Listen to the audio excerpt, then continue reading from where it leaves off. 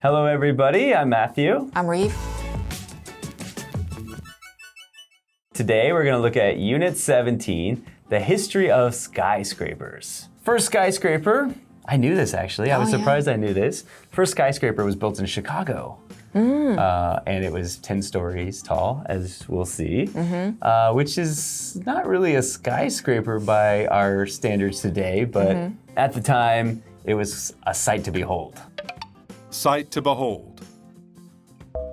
Sight to behold. 10-story building in 1884. Quite amazing. But by the 20s, it was already kind of old news, and they destroyed it, and buildings were already taller and taller at that point. Right. So it was the first, but it didn't last very long, and soon it was forgotten in history. So let's talk about cities then. So what makes cities different from towns and villages? Skyscrapers. Skyscrapers? Is that the answer? I used to think that living in America, we think suburbs flat, cities tall, right? And then I came to Korea, and I saw the Korean suburbs. They're also tall. So I was confused. Is this a city or a suburb? Especially apartment, yeah? Yeah. So people are like, oh, I live in the suburbs, come visit. You're just looking up constantly, right? Are these suburbs? So I don't know. I guess the land area, I would guess the land area is a difference. Like towns and villages are smaller. Right, and then job opportunities. Cities create more job opportunities for sure. And maybe general development and of course population size, I would say. I think. I don't know, I'm sure there's some like real definition that defines what a city and a town is by those things, but something like that.